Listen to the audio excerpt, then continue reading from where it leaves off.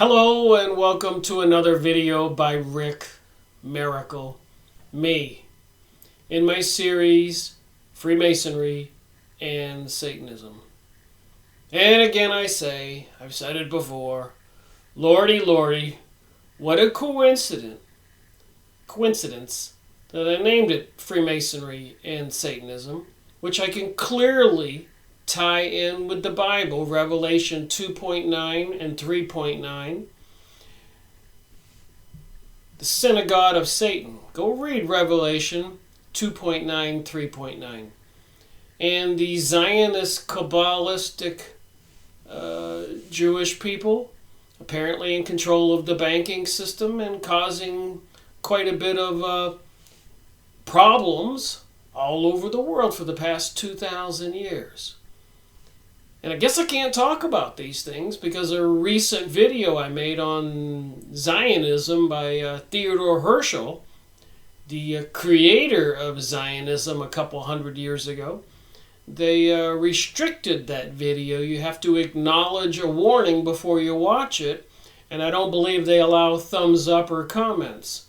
So I am seeing a common denominator on which videos they restrict and even which videos they take down and give some strikes against my account. I guess if you get 3 strikes, they close your account and you lose everything. And that would be on Nestor Webster 1921 book, World Revolution, exposing the Freemasons and the involvement of many Jewish elites in instigating and controlling revolutions like the French Revolution. So the book I want to look at today is an amazing book with some information that we need to know.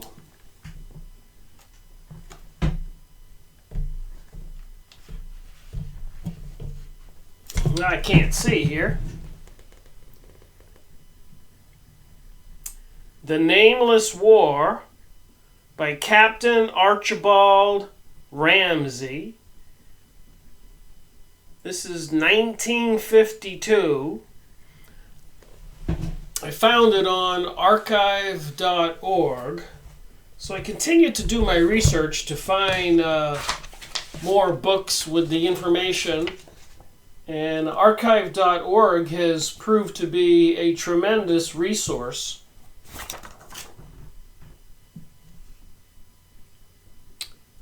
There's the name up there and the link right here on the bottom.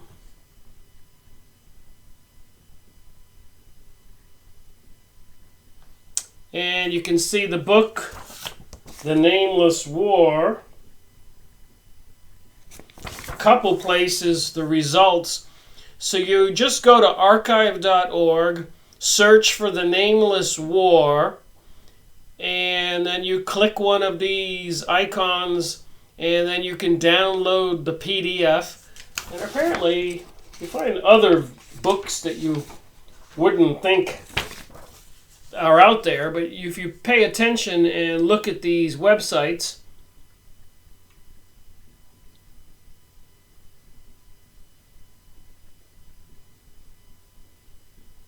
guess my camera doesn't want to focus like this. But you got one here, Nameless Foray, Archibald Ramsay, The Nameless War, The Nameless White Privilege, a PSYOP, The Great War, Women's Consciousness.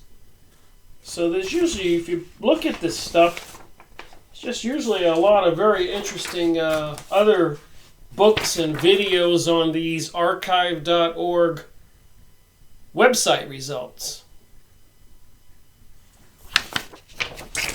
So I have been reading The Nameless War since I discovered it, and it is absolutely amazing what I'm about to share. Published by a man who was a captain in World War I, and later, after that, went into employment with the government and other interesting jobs involving the community.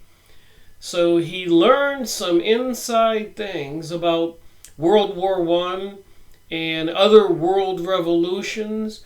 And he wrote this book after World War II in 1952. So what he says is relevant and pertinent to me, to the things that are going on today. So what I read from this book, and who's responsible, put that in your thinking cap when you look at what's going on today and the other videos I've made and other videos that other people have made and the activities going on with the propaganda and social conditioning concerning the Rainbow Coalition, transgenderism, pansexualism, and sustainability going green, and weather concerns, climate change, global warming, threats of a nuclear holocaust, a world revolution, martial law, EMP, electromagnetic pulse.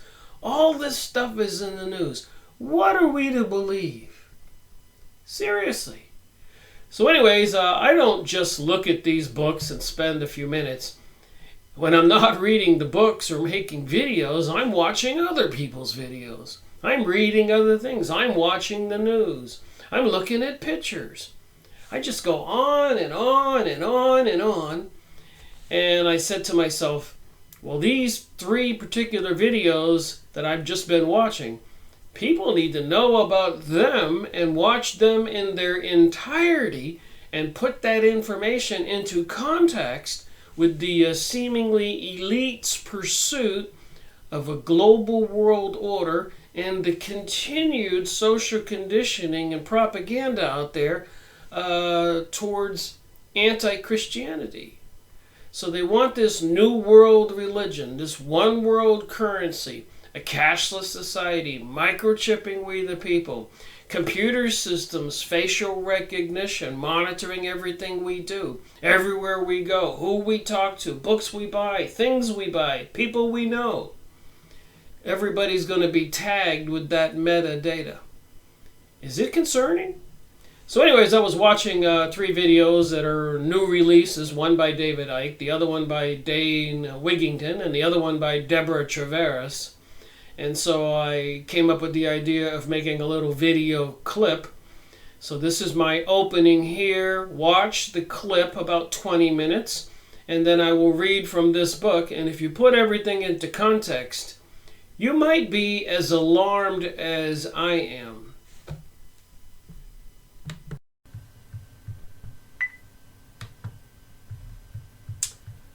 Hello and welcome to another little video clip by Rick Miracle Me.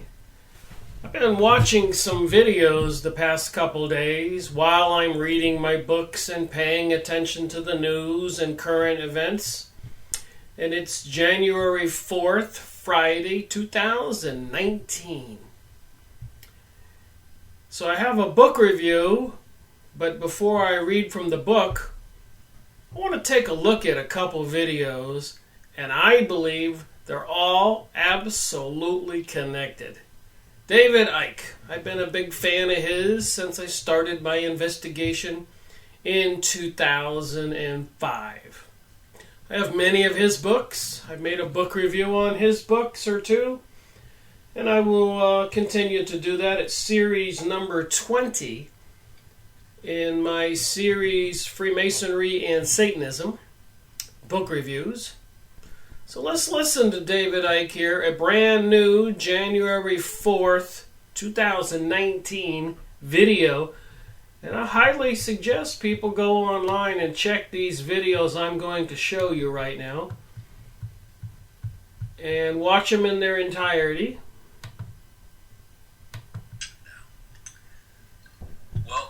That overwhelmingly depends on us and how we respond to what is going on.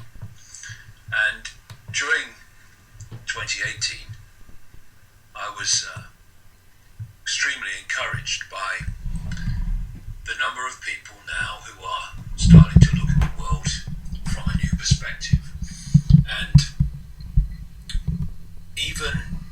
encompassing at least the possibility that some of the more apparently far out things that I've said over the years may not be as far out as they thought before.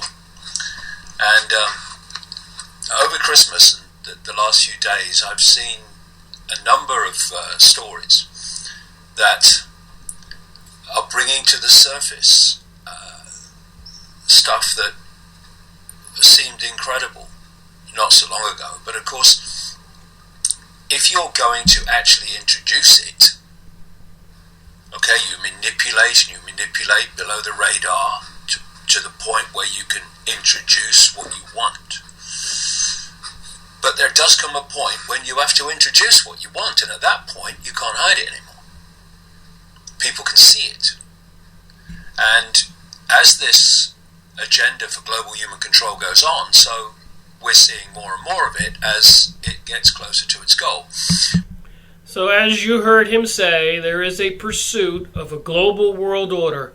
I suggest it's not in the best interest of we the people, for whoever has been bringing us World War I, World War II, 9/11, and so much more, anti-Christian rhetoric, propaganda, promoting the transgender and pansexual and anti-nationalism, anti-patriotic attitudes. Whoever's been promoting all these things plan for a very bad day for humanity. Let's look at another video. Dane Wigington, pretty popular guy. This was an excellent video lecture he had, and he goes over just about everything about how they are controlling the weather, bringing the world to a collapsing situation seemingly quite right away, imminent.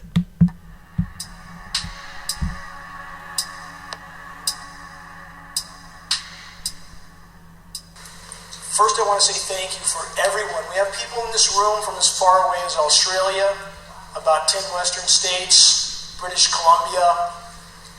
Many people came a long distance to be here with others who are also awake, aware, and willing to face the resistance of those around them who are reluctant to face the truth. And after 15 years in this battle, non-stop in this trench, about 80 hours a week, every week, I understand that resistance. I truly. And I do listen to people who watch my videos and people I talk to. Most people do not want to deal with this. A lot of people say that when they ask questions or look into it, their friends and family disown them, ridicule them.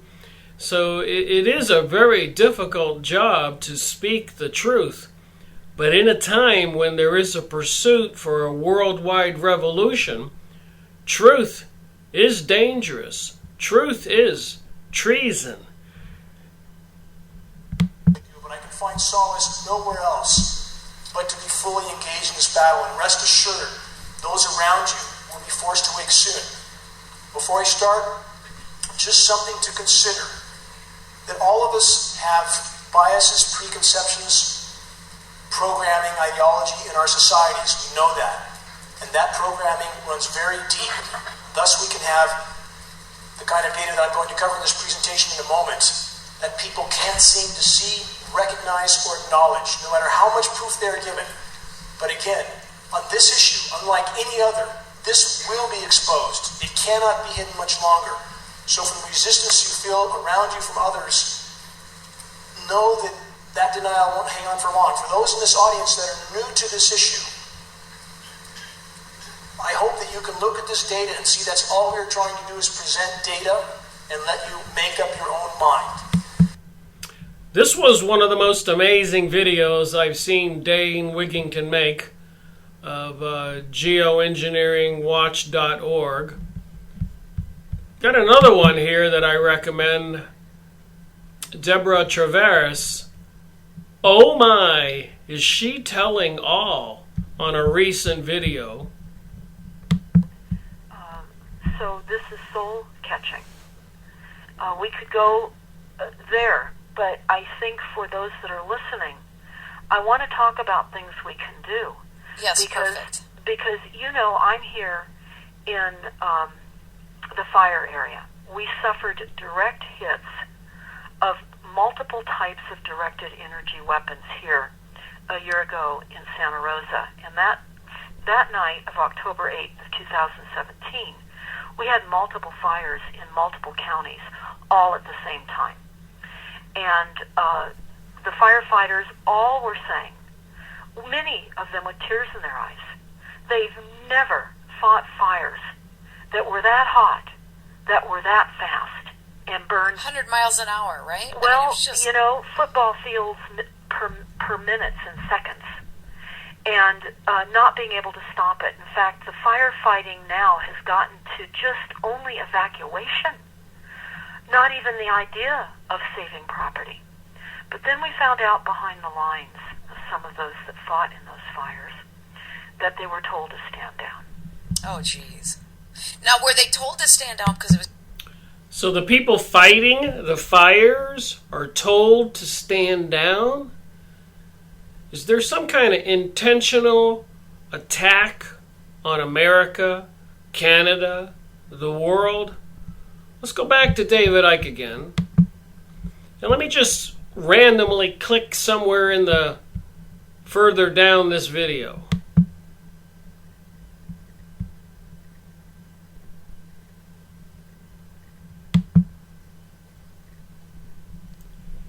It's absolutely amazing, the information on these 3 videos. Increasingly globally because of satellites from the sky.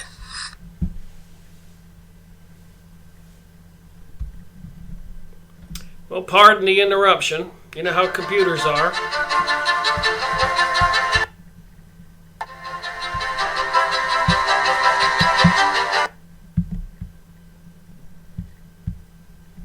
Even the commercials are alarming.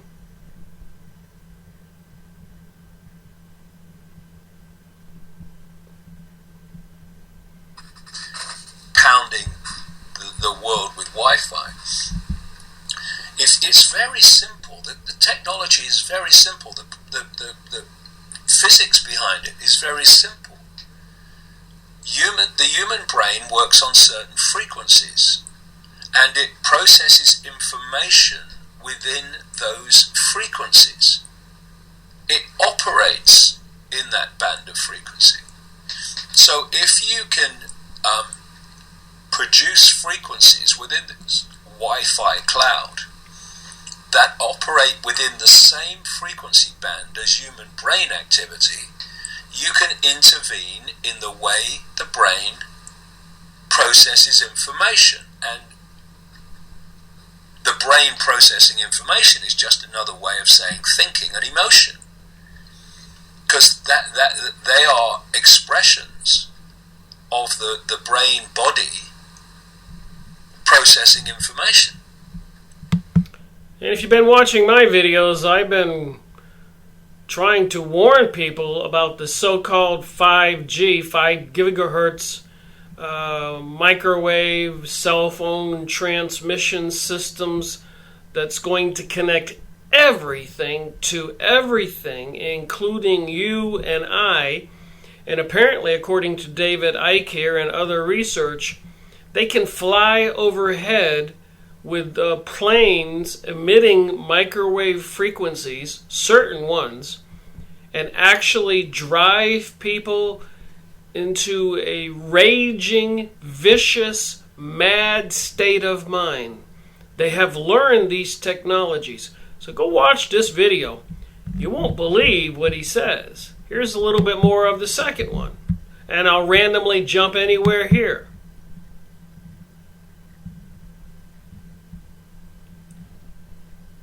I did not pre-plan where I would jump to. I'm just taking a shot anywhere on a 2-hour and 25-minute video.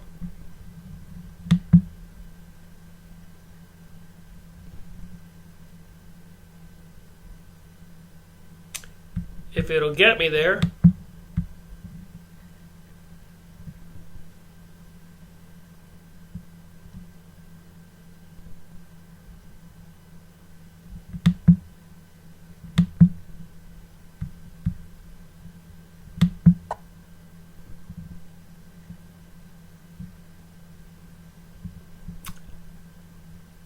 Well, we'll come back to him in a minute.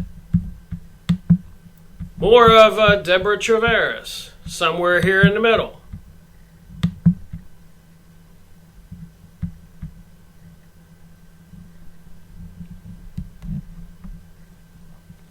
I thought this would work. I have a very interesting book to go over.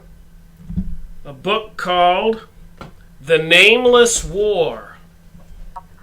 .net. Please listen to this YouTube that we posted, because that we will all be, not all of us, because most of us will not make it, live. We won't survive to be herded into the confinement of these cyber cages called smart cities. They're death zones. But there are how we're and where we're going to live, and one we discovered is called C40 cities. That's Cat 40 cities. And when we started to look at the funding mechanisms behind this, it is horrifying. I don't know what other word to use. Horrifying. We're talking about the major global banks and players that are behind all of this. And that's where I started going, was looking at who's funding it, who's behind. So they plan on a huge depopulation event. It involves the major bankers, elites, and apparently C40, they have 40 selected cities, mega cities, where they will be herding people into. All this is planned, and when I go over this book review, you'll see where this stuff is relevant. Let's go back here and see if we can get Dane. So as you saw, the transmitter's de-energized in the direction that the storm went. That allows it to migrate in the direction they wish it to migrate in. This is another animation. Precipitation interaction. You don't see this on your normal forecast because they don't want you to see this. That would be alarming to some, wouldn't it? You don't even know much about meteorology to know that something's very wrong with that. So we're looking at filtered maps. Radio frequency effect on aerosolized cloud cover. We're told every imaginable excuse by paid liars at institutions like the Weather Channel, and that's their job. They're paid liars, literally. And if you watch them, they're going to greater and greater and more absurd lengths to try to explain away the completely unnatural as being natural. And I don't know how in good conscience anybody can play the part they are playing, but you have academics. So as you can see, I've been watching these videos the past few days in their entirety. David Icke again here. Let's see if this plays.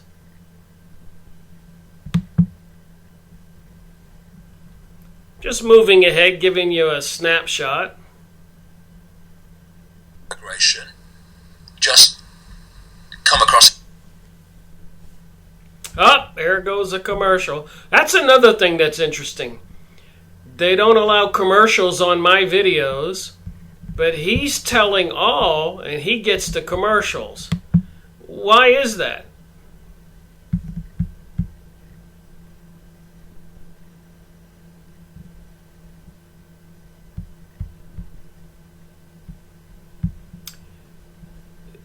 Like I said, walk in. What do you think that's going to do? What do you think that's going to end? You know, all this virtue signaling. Oh, look at me, I care. Well, you don't, actually. You care about your own self-image and your own virtue signaling. You don't care about the people of all races and backgrounds that are already in deep economic trouble in Britain and other countries, and the effect on them. You know, we've got to stop being, frightened to basically speak obvious, blatantly obvious truths, not least economic ones. So as you can see, I've been busy. Across the board playing that. When you see this, when you put iron shavings on a table and you put a magnet underneath, you'll see they align. And this is exactly the effect you get with radio frequency transmissions. So we have every imaginable excuse coming from the Weather Channel, including that's gravity waves. It's literally like they think it up as they're moving along. Those are radio frequency transmissions interacting with an ionized sky, electrically conductive, saturated with metallic particles. Atmospheric methane saturation is contributing to noctilucent cloud formations. We're given lots of excuses from academia for this as well. Just like we were for 9/11. In fact, for those who don't know, just to give you an idea how much academia is willing to lie in 9/11, we all know the 9/11 Commission report, correct? Why was there not a single word in that report about Building 7, which you saw coming down here in 7 seconds, free fall speed?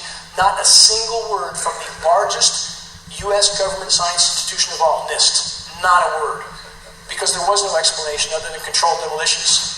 This is also a result of climate engineering. Methane as well.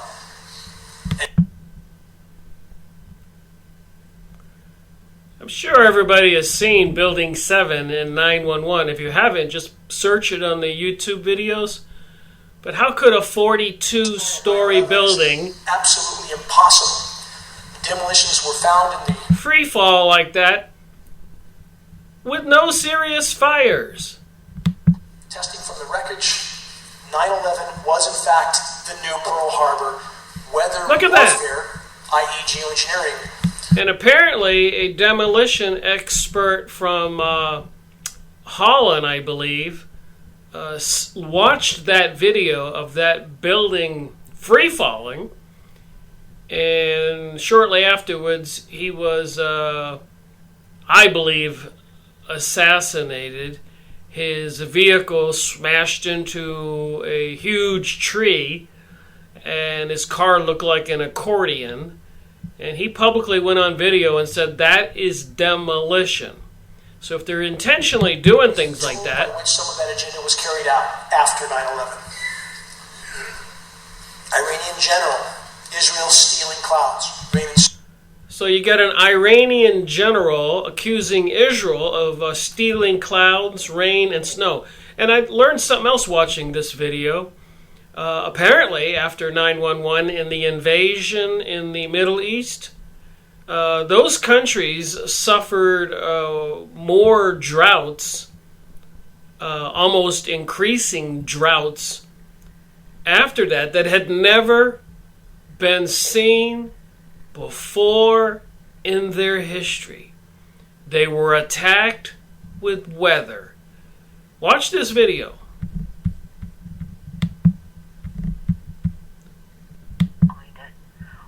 Where's the money coming from? And I just read an article. We're finding also, I'm going to throw this out right now too, and maybe you're going to need to have me back because and discuss this further, because we're in the midst of bedlam here in the fire zone. And we've also gone to Butte County, the town of Paradise, with ex-firefighters. Between the two of them, they have 60 years of strike team firefighting ability. They're retired fire captains. And we walked through the burned up town of Paradise. They've lost 85% of everything that they were. And the city council, they have no functioning government there now because everyone in the city council was burned out. But keep in mind, the city councils are incorporated anyway. But having said that, it was observed, and we saw it too. We actually filmed in a school that was mostly burned a smart meter that was in a metal cabinet the size of a refrigerator. And the cabinet was away from the burned down building, and it had no burn. Nothing was burned on the outside of this cabinet. And my husband and I were looking for the evidence of smart meters because we know with the pulse frequencies that literally hundreds and thousands of homes during the deployment of the smart meters have already caught on fire. So think about that. They're forcing smart meters on homes all over the country. And if you know anything about electricity, it's usually at 120 hertz cycles per second, and 120 volts, maybe 240 volts alternating cycle. Can the smart meter pulse that energy into your house at super high megahertz, millions of cycles per second, or gigahertz cycles per second, and blast away at the appliances in your home, causing them to catch fire, cause arcing between the wires, bringing about fires? Have houses all over the country been armed and are just waiting for somebody to push the button and ignite houses like Deborah Travers is saying here? So like I said, go watch this video. David Icke, see what he's saying in January 4th, 2019.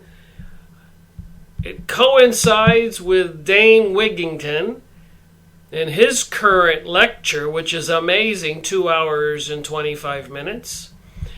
And Deborah Travers in her recent video, which is absolutely amazing.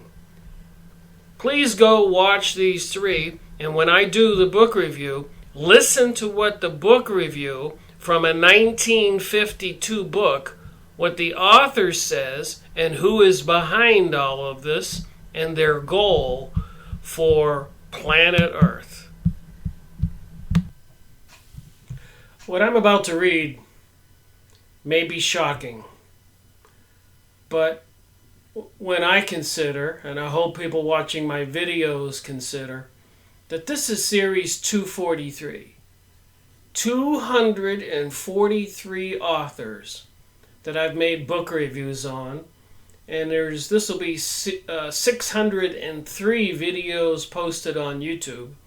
A lot of those videos are 2 hours, many of them 1 hour. So over 800 hours of videos posted on YouTube, and some of them about the dumping of chemicals in the sky, and the microwave transmitters, and the HARP transmitters, and the threats of Terra, 911, and psychic research, and remote viewing, and Freemasons, and Rosicrucians, Illuminati, Kabbalah, Jewish people, World War I, World War II, 911, and so much more. I think I've been very fair and balanced in my pursuit of the question, WTH, what the heck is going on? Who is behind it? UFOs, aliens, Zachariah Stitchins, pole shift, and all kinds of other things. What is going on? So I've been reading this material and I said, oh my, I was actually planning on using another book for series 243, but this material was so outrageous, I had to do it now. So The Nameless War by Captain Archibald H. Mal Ramsay, Britain's publishing company, 1952. Reprinted 1956 and 1977. Other reprints in Australia and elsewhere, sometimes with abridgments. So let's talk about the author for a second. You know, when you read books like this and you find them on archive.org, or you're able to find an old book and pick it up for a reasonable amount of money, you want to know who wrote the book. All right, complete text similar to the printed edition. And the author, Captain Archibald Mal Ramsay, was educated at Eton, I suppose that's in Britain, and the Royal Military College, Sandhurst, and served with the 2nd Battalion Coldstream Guards in the First World War until he was severely wounded in 1916. Thereafter, at regimental headquarters and the War Office and the British War Mission in Paris until the end of the war. So you got a guy here who's educated, went to war, severely wounded, and didn't go home and cry. He worked for headquarters in the War Office, so he had to take a desk job. You think we should listen to this guy? From 1920, after World War I, he became a member of the HM Scottish Bodyguard. In 1931, so 12 or 13 years after World War I, he was elected a member of Parliament for Midlothian and Peebershire. I guess that's a couple counties or districts in Britain.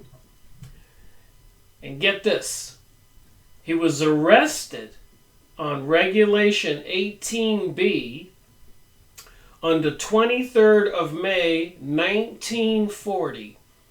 So apparently, according to what I read here, he knew who was really behind World War I and World War II, and he was trying to warn people. So somebody had him arrested to shut him up. On the 23rd of May, 1940, so thereabouts at the beginning of World War II, he was detained without charge or trial in a cell in Brixton Prison until the 26th of September 1944. So the war was over now. On the following morning, after they let him out of prison, that he was in there for a couple years, he resumed his seat in the House of Commons and remained there until the end of that Parliament in 1945. So he wasn't arrested and imprisoned for doing anything wrong. It's just he objected to the war. He knew things that he wanted to share with people and prevent the senseless slaughter yet again. And since I've been doing this research on this particular topic, or topics, about the World War I, World War II, and revolutions, if you've been watching my videos and you've been following me, you know, there's a wave of different topics I go over, and sometimes I get into this and get into that. And, you know, I will get back into doing a couple more videos on the UFO topic and psychic research topic and Kabbalah topic and Helena Blavatsky and the Theosophist Society and Freemasons and the Kabbalah and Israel and current events and threats and prophecies about World War III and biblical prophecies. And I could go on with this conversation for a long time, encompassing all those different topics. But let me get to this book. So I think I've proven so far, this guy maybe is somebody we should listen to. Because a lot of people these days tell me, Rick, I don't know what to believe. Who to listen to? A lot of insanity out there, insane news, watching New Age videos, channeled information. Anunnaki aliens, Zechariah Stitchens, Jane Roberts channeling Seth, and so many others. Here is the story that people have said would never be written in our time. The true history of events leading up to the Second World War, told by one who enjoyed the friendship and confidence of Mr. Neville Chamberlain during the critical months between Munich and September 1939. Munich, Germany, World War II. There has been an unofficial ban on books dealing with what Captain Ramsay calls the Nameless War. An unofficial ban.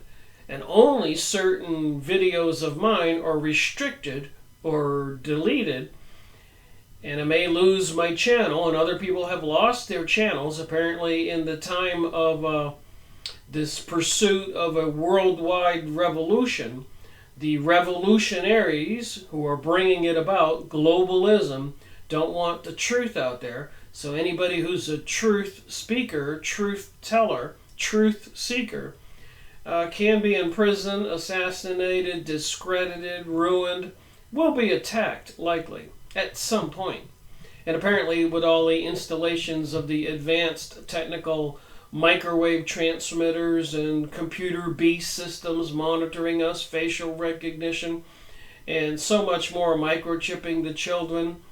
Preparations are being made for this worldwide revolution, so it seems. And when you hear what I have to say from this book, you just might agree. And you know where to find the book, archive.org. Download it free, PDF, so there's no excuse for anyone watching this video from obtaining it, because, you know, when they do pull the trigger and bring about the events to have worldwide martial law or whatever, economic collapse, some kind of virus or flu intentionally dumped into the air causing some kind of plague, or EMP they keep talking about in the news these days, shutting down the water systems and sewer systems and all your electricity, causing the people to go insane in the streets. And they'll use transmitted microwave transmissions at certain frequencies that cause people to go insane. And if you don't believe that, please go watch those 3 videos I mentioned earlier in this video, and look at other videos and write these topics down and look them up on the internet, print out the results and do some homework. You just might find out the truth, and it may save us. We need to wake up, so it seems. So there's been an unofficial ban on books dealing with what Captain Ramsay calls the Nameless War. So who's behind this Nameless War? Who's behind British Revolution, French Revolution, horrific events, by the way, Russian Revolution, Chinese Revolution, the assassination of presidents all over the world, World War I, World War II, the assassinations of many other people all over the world. And a lot of them made out to seem like accidents. A lot of people accused of crimes they really didn't do. They were set up and they're in prison. They discredit people. They try to shut them up. And as a last resort, if they don't shut you up, you can be assassinated. And apparently, meanwhile, the satanic forces are giving us all these satanic symbols, and it appears to be live and well child and human sacrifices going on as part of their synagogue of Satan religion. Go look up Church of Satan, fastest growing church. Look at the symbols, the thing I've talked about. The conflict which has been waged from behind the political scene for centuries, hundreds of years, which is still being waged and of which very few are aware. 1952. The publishers of the Nameless War believe this latest exposure will do more than any previous attempt to break the conspiracy of silence. The present work, with much additional evidence and a fuller historical background, is the outcome of the personal experiences of a public figure who in the course of duty has discovered at first hand the existence of centuries-old conspiracy against Britain, Europe, and the whole of Christendom. I've been saying these things. You can see the symbolism. You can see the social conditioning. You can see the propaganda. And people believe what they learned in the school system and what the new preachers tell people. So it's hard to convince people about this nameless war that's going on. But they will wake up, as David Icke said in that video. Don't be afraid to talk to people. Eventually they'll be forced to wake up, and they won't know why what's happening is happening. But if you watch my videos or you get a book like this on archive.org or one of the many other books I've gone over, do a little bit of homework, you can figure out what's going on in a lot less time than I did it. This is my 14th year in the pursuit of WTH. What the heck is going on? And I decided to make these videos about a little over 5 years ago, because I said people don't have 15 years, 14 years, 10 years to go figure this out. And I haven't made any money on this. It's that important. It's soul-saving, life-saving, saving and loving our families and friends and our planet and our reality. That's how important it is to me. The Nameless War reveals an unsuspecting link between all of the major revolutions in Europe. An unsuspecting link between all the revolutions and wars in Europe for the past 300 or more years. And the information in this book even goes back further. From King Charles the First time to the abortive attempt against Spain in 1936. One source of inspiration, design, and supply is shown to be common to all of them. These revolutions and the World War of 1939 are seen to be integral parts of one and the same master plan. So who do you think the arch enemy of Christendom and seemingly mankind is? Remember, they brought the Chinese Revolution about killing untold millions. And then even at some time, India was conquered. Of course, we had wars in Vietnam and Korea, demonizing Germany and even Venezuela and Mexico, numerous wars all over the world. Who is behind this? And this author says there is a common denominator. After a brief review of the forces behind the declaration of war, the worldwide arrest of many who endeavor to oppose them, the author describes the anatomy of the revolutionary international machine. The machine which today continues the plan for supernatural, world power, supranational. I get it mixed up with supernatural. But their religion is supernatural. But this says supranational, world power. And with Henry Ford writing those books about the international Jew, and the videos you can watch on YouTube about the Jews having something called the Jewish problem for 2,000 years, exiled or banished or even massacred in over 90 or 100 countries over 2,000 years, even exiled or banished from the Tennessee territories in the United States during the war between the North and the South by General Ulysses Grant. And all this information I got in the Encyclopedia Judaica, published in Israel, 1972 edition, 1973 edition. I've made videos on all of this and discussed it and shown the pages from the Israeli published Encyclopedia Judaica, which said in there that historically Jews have been behind revolutions. It's part of their culture, as well as the Kabbalah is part of their culture, and many people into the Kabbalah were accused of sorcery, witchcraft. And Revelation 2.9 and 3.9, go look it up. So who is behind this revolutionary international machine? The machine which today continues the plan for a supranational world power, the age-old Masonic dream of international Jewry. Not me saying this. PDF. You can go get it online. The Nameless War, Captain Ramsay. I read it and I said, oh my. What are we to believe? And if you talk about these things, they'll call you a racist or a hater or a hate speech, anti-Semite. But these people are the ones who are behind and control much of our world today. Even in series 12, I think, of my series, Freemasonry and Satanism, Webster Tarpley's book, Synthetic Terror 911, Mossad, Israeli Jewish forces were involved in 911, and so much more. Building 7, owned by Jewish financier, wealthy man Silverstein, called for the pulling of the building, and it free fell.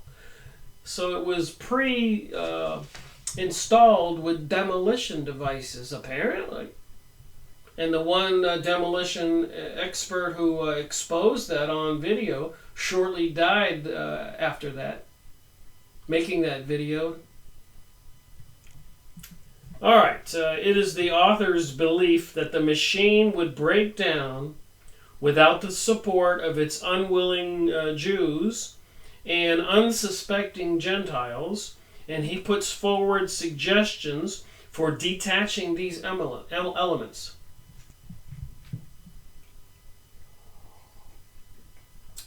And if anybody watching my videos thinks that I hate Jewish people, you are wrong.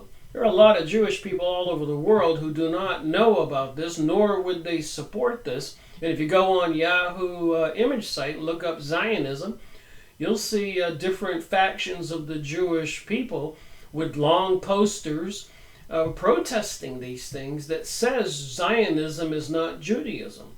So apparently it's certain people that are into Satanism, if I had to sum it up.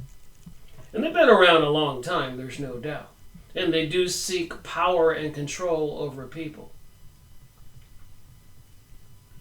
Christians say Captain Ramsay, a Christian gentleman of unflagging courage, believed that the war with Germany was not conceived in the interest of Britain and could lead only to the extension of communist and Jewish power.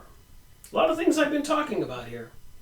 Because he warned his fellow countrymen of the forces at work, he was put in prison without trial for 4+ years for reasons so preposterous that those who framed them dare not submit them to the court of law. So they locked him up and they wouldn't let him talk to a lawyer or give him a trial or anything. And I believe in the United States they pass laws they can do that to anybody. So these people are in charge of the world today, make no mistake. They're the ones behind the installation of the microwave transmission systems, the HARP transmission systems, the dumping heavy metals from the sky. Apparently, the aluminum and other stuff they dump in the sky is highly flammable, making the earth highly flammable, so we could have these horrendous fires anywhere, wherever they want them. Think about that. The microwave transmitters. What do you think they can do? If you put something in the microwave and you leave it on long enough, whatever you put in there will blow up. The smart meters that can control the pulse rate and voltage rate, banging everything that's plugged into walls in your home. The refrigerator, washing machine, dryer. Could they cause some arcing and something to burn up and explode? If you know anything about electronics or electricity, the answer is rhetorical. Of course they can. And have they been doing it, as Deborah Treveris indicates, and controlling the weather, as Dane Wigington indicates? And who's behind it, as David Icke tells in his video? Go watch those 3 2+ hour videos. That's 6 hours, plus my video is 8 hours. If you haven't figured it out after that, I would be surprised. And share it with your family and friends. It seems like this is urgent. For years, Captain Ramsay had been a member of the British Parliament. His book is an analysis of the Jewish-Zionist war against Christian civilization. And apparently that is in some book called The Cross and the Flag. And there's a lot of quotes here by Jewish people. Quotes by Jewish people. And I know if you look up this stuff on Snoops, it always says none of it's real, no matter who was tape recorded and quoted in newspapers all around the world. If you go look it up on Snoops and other sites to verify things, there's plenty of material out there. There is a battle of information, or as Alex Jones calls it, information war, InfoWars. So Alex Jones is out there warning people. David Icke is warning people. Lisa Haven is warning people. Richie from Boston is warning people. And so many others. Deborah Treveris. So the Jews say, according to his book published in 1952, there is no limit to the depths of human depravity.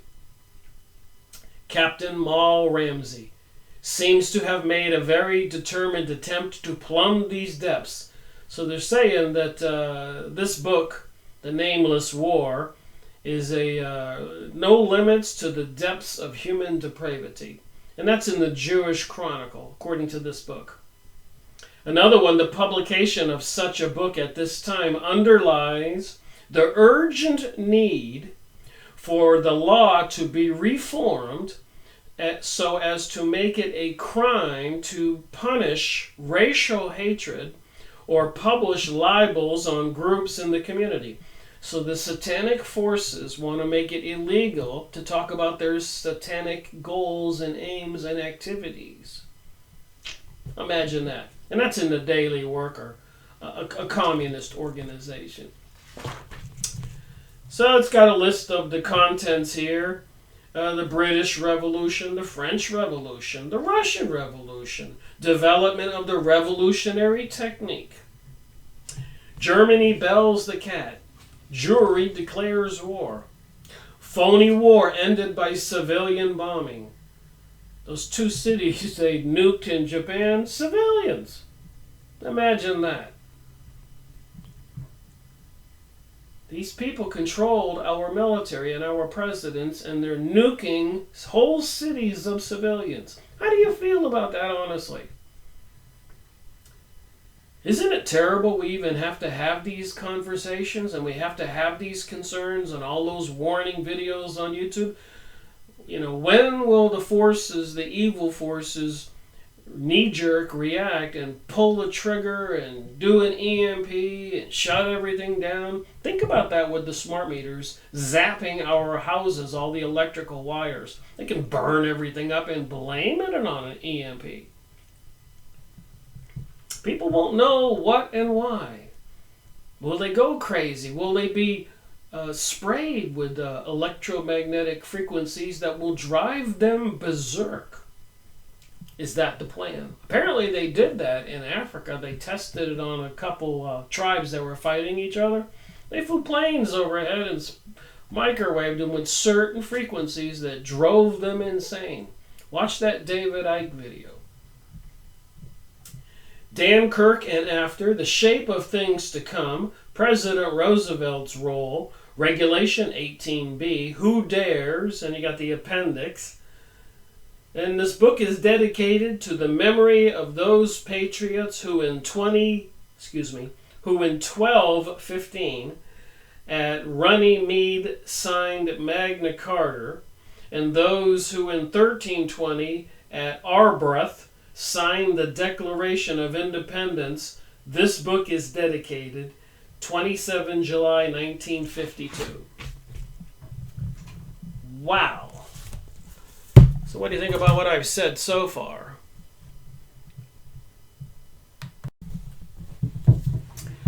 I realize I don't get very far in these books in 2 hours, but clearly you can go on archive.org and search The Nameless War, Ramsay, whatever, and print it out. Or you don't have to print it out, you can read it on your computer. But the information is absolutely unbelievable by this educated and seemingly honest, decent man, and they imprisoned him. Isn't this concerning? And apparently there has been a war going on at one time or another for the past couple hundred years. This slow progression to destroy Christianity and create a global world order. And it's not just me saying that. There's so many videos, so many people. And I think the biggest problem is people don't know what to believe. They're uncertain. And they want to make money, support their family. They want to be in denial, in ignorance. So the prologue here says, Edward I banished the Jews from England for many grave offenses, endangering the welfare of his realm, and which were to a great extent indicated in the Statutes of Jewry, enacted by his Parliament in 1290, the Commons playing a prominent role. So I guess the Commons would be made up of like the House of Representatives in the United States. People selected from all the communities in Britain, the different counties and areas, states, whatever they call it over there. So apparently, unanimously, the King of England banished the Jews in their legislation in 1290, 1300. So what would that be, 700 plus or minus years ago? That seems to be a bit significant, you think? The King of France very shortly followed suit. Another country, Britain and France, as did other rulers in Christian Europe. So clearly there's a target audience here. So grave did the situation for the Jews in Europe become. An urgent appeal for help and advice was addressed to them to the Sanhedrin, then located in Constantinople, over there by Turkey and Greece. And isn't it the Sanhedrin that were the legal body that made a decision to have Jesus Christ crucified? I need to look up exactly where they said that, but my memory serves me right. So these particular rabbis are still busy 1,300 years after Jesus Christ being crucified. And apparently here in the United States, in secrecy, they passed something called Noahide laws. You can look that up on your computer. So apparently in the Noahide laws, the laws of the land in the United States today, if Congress really passed this, apparently they're not enforcing them now, yet. But it calls for the beheading of people accused of heresy, believing in a false God. Will they declare that Jesus was a false Messiah, like they always have? Is that the law of the land now? Who controls our country now? Who is bringing us all this insanity all over the world right now? The global world order, threats of economic collapse, and so much more. Terrorism, nuclear holocaust, martial law, prepare, stock up. We hear it over and over and over. When are we supposed to wake up and say, wait a minute, is this possible? Is it probable? Should we be concerned? So this appeal was sent over the signature of Claymore, Rabbi of Arles, in Provence on the 13th of January, 1489.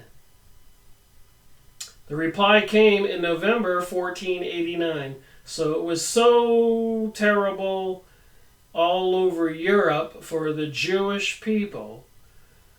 For the past 200 years, kingdoms all over Europe were exiling, banishing them, punishing them, policing them. For what offenses? What were they up to? Kabbalistic activities, witchcraft, sorcery? Apparently they were into banking and pornography and all this other crazy stuff. Trying to bring the world a lot of debauchery. Satanic religion, I guess. It advises the Jews of Europe to adopt the tactics of the Trojan horse. So for 200 years they were suffering all over Europe, and they were fleeing all these countries, Britain, France, etc., making it up to Holland and other countries.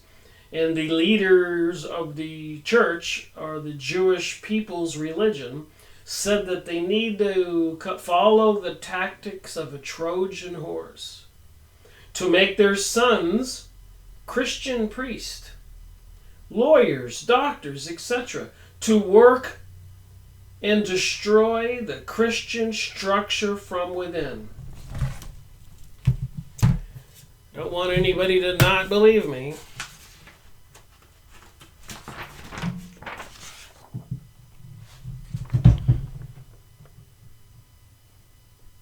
I read this stuff.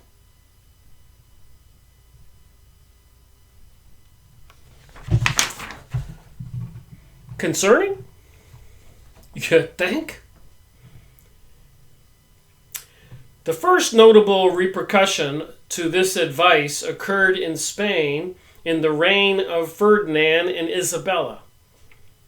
Many Jews were by then enrolled as Christians, but remained secretly Jews while working to destroy the Christian church in Spain. And that would have been the conversos or Moranos. I made a video on that. And the Jews in Spain were told to convert to Christianity and leave, but a lot of them converted falsely and were working to destroy the Christian church in Spain. And apparently some of them were caught and brought before the Vatican and accused. The one in particular was the leader of the Jesuits, because when he went in to speak to the Pope, some kind of deal was made, and when he left, the Jesuits were created by people who were converted Jewish people, and apparently part of the agreement was they would be the defenders of Christianity and expose everybody. And also remember, the Jewish elite were the financiers, and the church was in financial trouble. So could the church have been bought and paid for? The Vatican. So it seems. There have been good popes and bad popes, and I've heard that by many people. So let's not get on the bandwagon that all the Christians are evil, or all the Islamic peoples are evil, or even all the Jewish people are evil, or any race of people. This is not a race issue. Apparently, it is a group of people who hate Christianity and want to have a global world order and dominate everybody, including the Arabs and Orients and people in Asia and Central, South America. I've talked about all these things. Presidents assassinated. These people murdered by the millions and millions. Look what they did to the American Indians in North America. Most of we the people, me and you, would have never been a party to that. Who created all that hate and propaganda? Which is the religion of hate or love? So you get two choices, hate or love. One belongs to one. You know, where you have two things on one side and two on the other, and you got to connect the dot, which is which.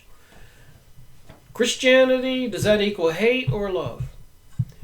This Jewish religion, the people who had Jesus Christ crucified, is that a religion of hate or love? And not all Jewish people. Jesus apparently was a Jewish Hebrew, and a lot of people were his followers. So apparently within this Jewish camp, or even as Revelation 2.9 and 3.9 says, Jews who call themselves Jews but are not, but are of the synagogue of Satan. That's in the Bible. And is it hate speech to mention stuff in the Bible? Should we pay attention and believe and read the Bible? As a Christian, I think we do. But it's dangerous, I suspect, to have to look into the truth to these people who control our world, who are microchipping the children right now, dumping chemicals in the sky, installing microwave transmitters. You wouldn't stick your head or your baby in a microwave. Why would they have transmitters all around us, turning the face of the earth into huge microwave systems? And again, go watch those 3 videos I showed at the beginning of this video. And so many others. You'll see all the recommendations on YouTube. When will they shut down the internet? When will they pull the plug? Give us an EMP or some kind of event. Use those smart meters. Burn down our houses. Microwave us. Harm us. Drive us crazy. Kill us. You think I like saying any of these things? But I see all the warnings on the internet. I see all the activities going on. It is what it is, so it seems.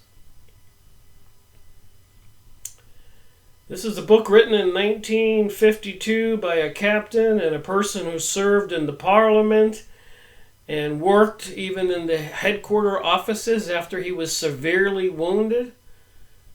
You decide. Is this information true or false? If it's true, what should you do? What should we do? If it's false, does that mean the 242 authors I've made book reviews about, that all of them are false too? What is true? What is false?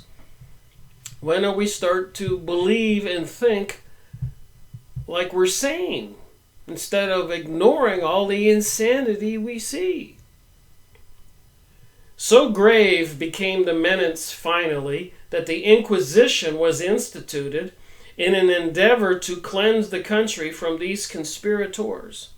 So were there conspirators back then? And was that the reason they had the Inquisition? Long lines of people lining up to be beheaded or thrown into fires, or hung, or chopped up. It was horrible. Should we learn from the past? Once again, the Jews were compelled to commence an exodus from yet another country. It's not me saying these things. It's in the Encyclopedia Judaica. I've made videos on this stuff. Whose hospitality they had abused. And that's why Henry Ford wrote those books, or I should say purchased a newspaper and published all those articles. He saw what was going on. An American automaker. They tried to demonize him for that. Trekking eastward, the Jews joined other Jewish communities in Western Europe. So they were forced up to Holland. They were forced over to Poland and Russia, Western Europe. They became later, I guess, Yiddish Jews with other maybe Khazarian people in Khazaria in Western Europe joining them. Or maybe they were already Khazarians and had dispersed all over the world. Considerable numbers flowed on to Holland and Switzerland.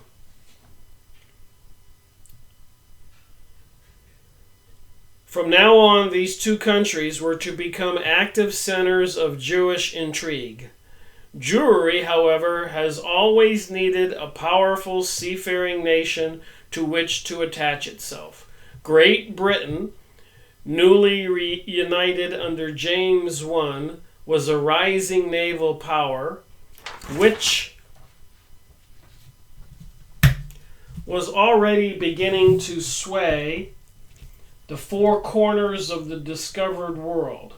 So here they are in Holland, not too far from England, and they were banned from England and Britain and France and many other countries. A lot of them went to Western Europe, Poland and areas around there, and causing problems and intrigue.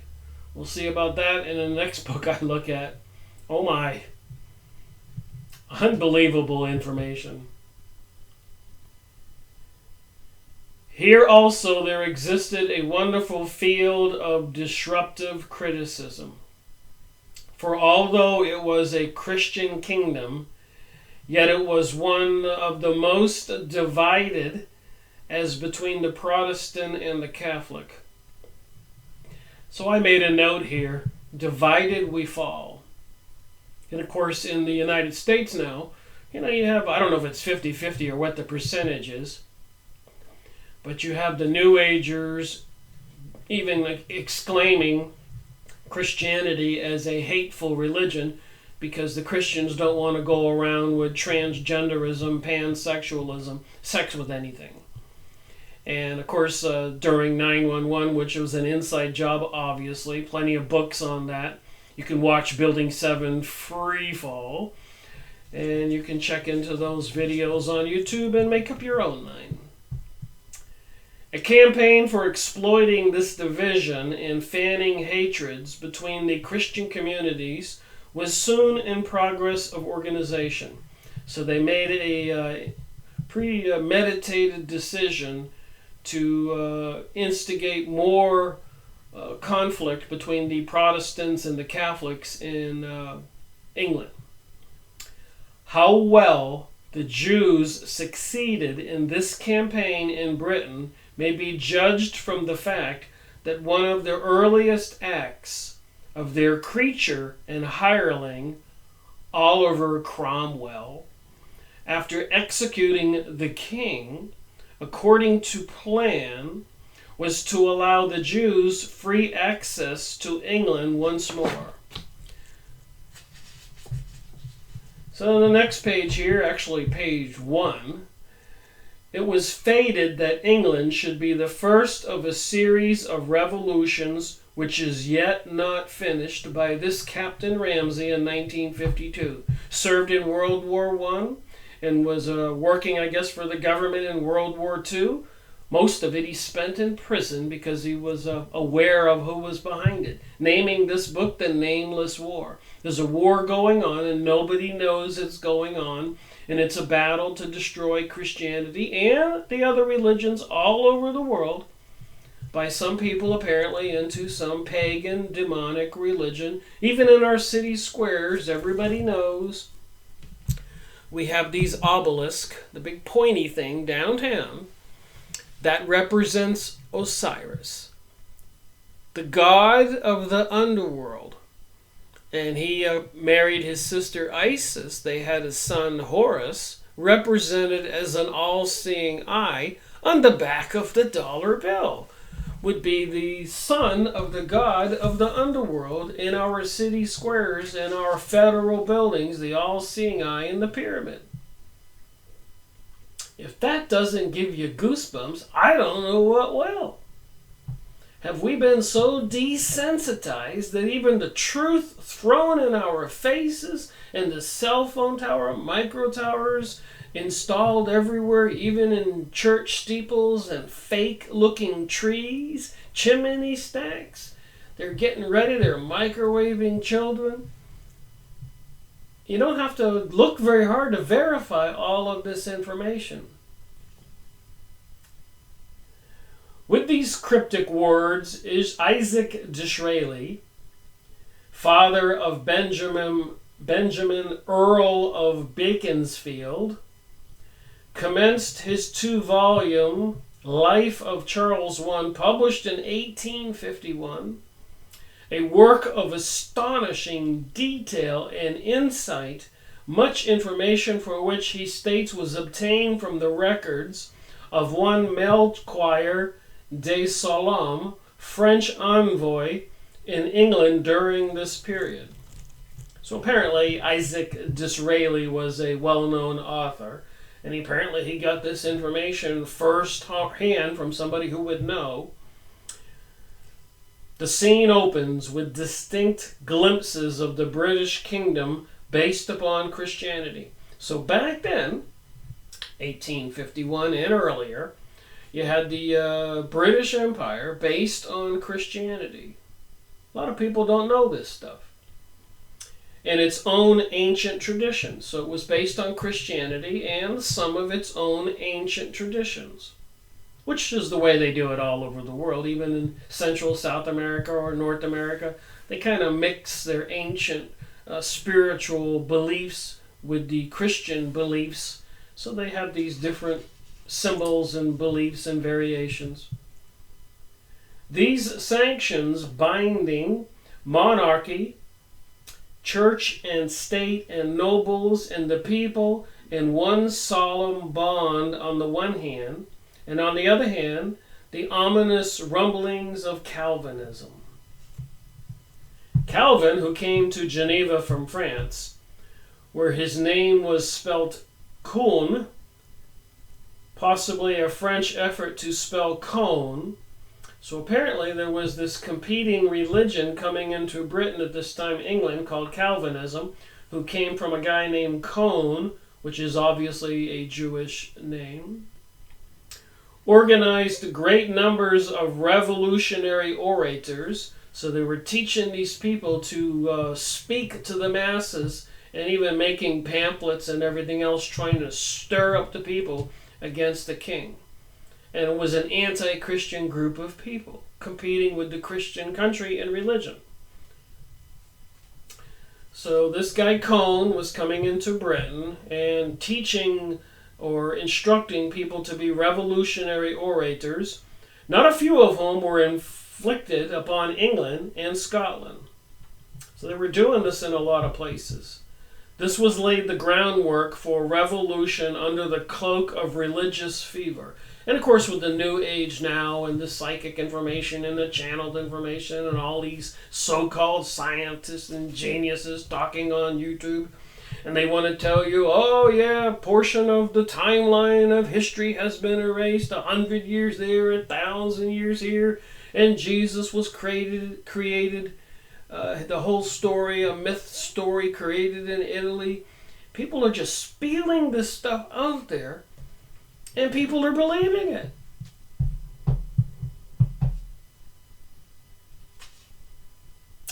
On both sides of the Tweed, these demigods contracted all religion into rigid observance of the Sabbath. To use the words of Isaac Disraeli, the nation was artfully divided into Sabbatarians and Sabbath breakers. So they were trying to create a divide in the Christian church, forcing people to either be an observer of the Sabbath, where you're not supposed to work on Sunday, go to church, and people who were Sabbath breakers. Meanwhile, they were having all these liquor establishments and dancers and pornography. So they were dividing the world between the so-called good, decent, family value people and the people who were into do as thou wilt. Decadence, debauchery. Which do we choose? To be decadent and debauchery and gross sexual orgies and raping women and children and men? Or do we have family values in a peaceful, social, wonderful world? Or Mad Max? Or Hunger Games the movie? Divergent? Just saying. I guess we all have a decision to make. The nation was artfully divided into Sabbatarians and Sabbath breakers. Calvin, states Disraeli, deemed the Sabbath to have been a Jewish ordinance, limited to the sacred people. He goes on to say that when these Calvinists held the country in their power, it seemed that religion chiefly consisted of Sabbatarian rigors, and that a British Senate had been transformed into a company of Hebrew rabbis. The British government converted to a company of Hebrew rabbis? Could they have taken over Britain back then? Like they seemingly have control of our government today? The senators and the representatives and the crazy presidents we've had. One proclaiming he's going to bring about change, and there was no change. And another one proclaims he's going to bring about make America great again. And they employ the same people that even the George Bush administration employed. Nothing changed, except for the foolish people, we the people who believe these crazies. And apparently they're going to take us down the drain with them, or flush us all away and depopulate the planet. And later in 1650, after the execution of the king, an act was passed inflicting penalties on the breach of Sabbath. So I guess that's one way to make people hate religion. Force it on them and punish them if they don't do it. So what's the result? Maybe the result was the goal all along, to get people to be anti-religious. The propaganda machine is alive and well. Maybe there's a white supremacist protest event going on somewhere in the United States today. Maybe a women's march. Maybe a Black Lives Matter event. Maybe a gay pride parade. They're working every day. In the newspaper, the articles I watch and read, they're working every day. Social conditioning. Boom, boom, boom. It's relentless. Throwing it at us. And it affects people. People believe this stuff. And I get a little emotional because it concerns me. I happen to love America. I love the world. I love the French, the British, the Africans, Brazilians, Central America, the Japanese, the Chinese, the Russians. Many people in Israel are decent people and are protesting this. They get punished severely over there for that. But we have these people controlling the money supply, the governments, the banks, the military, the weapons, the technologies. They're planning for a bad day. I don't think too many people these days will argue about that. A lot of people are concerned. What if they crash the stock market today? What will happen? What if they fake an EMP Saturday? What if they bring about some conflict? It was a warning in the newspaper, or I should say the press release on the internet, newspaper, press release, that was warning people not to go to China right now. You may not be able to get out of there. Warnings next week, maybe Russia, Venezuela, Israel. Buckingham, Stratford, and Laud are the three chief figures round the king in these early stages. Men on whose loyalty to himself, the nation, and ancient tradition Charles can rely. So Charles, the King of Britain, had surrounded himself with people he could rely. And apparently there's a note on the bottom of this page. At a Benai birth meeting in Paris, reported in Catholic Gazette in February 1936, he was claimed to be of a Jewish extraction, and that would have been this Cone who had moved into the area and was promoting and teaching revolutionary orators and philosophies, trying to overthrow the king's government and have the king assassinated, and to a Christian nation, i.e. Destroy Christianity. So that you can see, as I've been saying, that's why I go over these books with a fine tooth comb, that these things I've been saying, they've been working for many years to bring about what it looks like they're getting close to bringing about. The worldwide revolution 3, World War III, worldwide martial law. So it seems. All the propaganda's out there. Shut down the wood burning and oil burning and coal burning power plants. Pipe in propane, natural gas. Something they can just turn off. Something that will make the power plants unusable for anything else. I think they should have, at any particular location where they have power plants, I think they should have different furnaces. And what's most efficient and most affordable, so they could have a furnace that burns gas or oil, another furnace that burns coal or wood, another one that does propane, and whatever is the least expensive fuel source out there and the most clean. That makes logical sense to me. But that's not about logic and doing things that are good for the people. This is about something much more sinister. It involves, believe it or not, the supernatural, the underworld, the underground, hell, Hades, whatever you want to call it, versus heaven. It's a spiritual battle. So we all have decisions to make, and fear is not really an acceptable option here because, first of all, I don't know about you, but I'm not going to get off of planet Earth alive. We all grow old and we die sooner or later. Apparently the spiritual world is the real world. So where do people want to go when they leave this planet?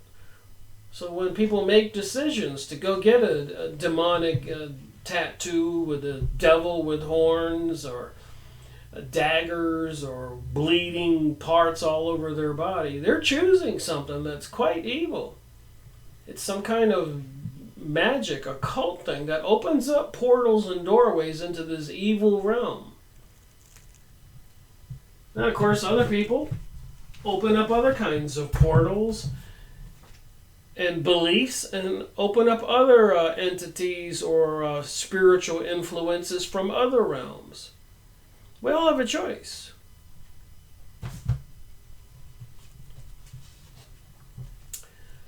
All right.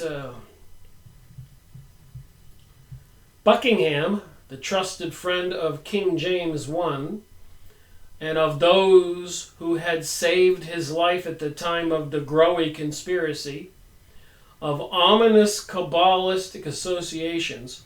So they had something called the GOWRIE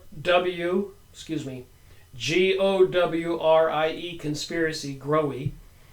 And apparently it was an attempted assassination on King James. And it appears by this author that it was an ominous Kabbalistic associations.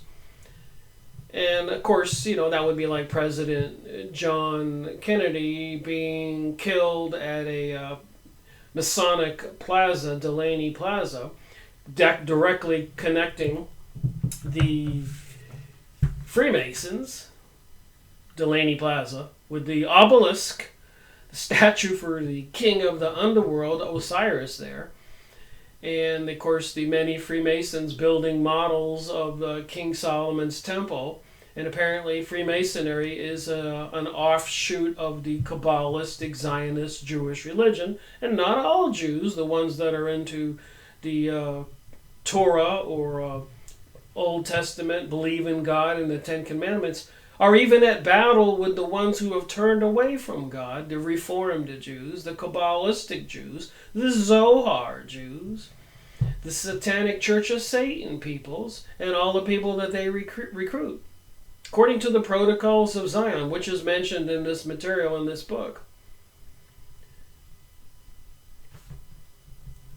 So they tried to assassinate the king, and it says in this book, the Kabbalistic associations. Kabbalistic is the historical religious beliefs of many Jewish people throughout the ages, according to the Encyclopedia Judaica.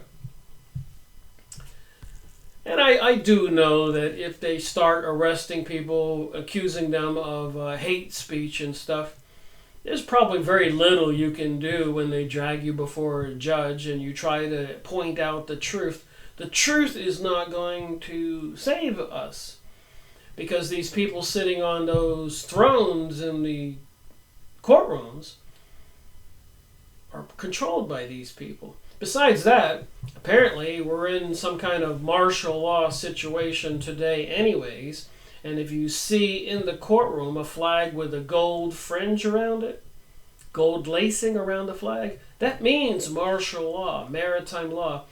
And no matter what you plea or whatever else, the judge can make up his mind to do whatever he wants to you. And on a ship, they can make people walk the plank. So they can just make edicts to have people beheaded or thrown in prison if you see that. So if you walk in a courtroom and there is a flag with a fringe around it, you definitely have to say that you do not recognize that courtroom, and you're not pleading guilty or not guilty or anything, because you don't recognize their power. You only recognize God's power. And then that leaves them nowhere to go. But you have to be very firm about that. Don't say you're innocent or guilty. I'm not innocent of speaking the truth. I'm guilty of speaking the truth.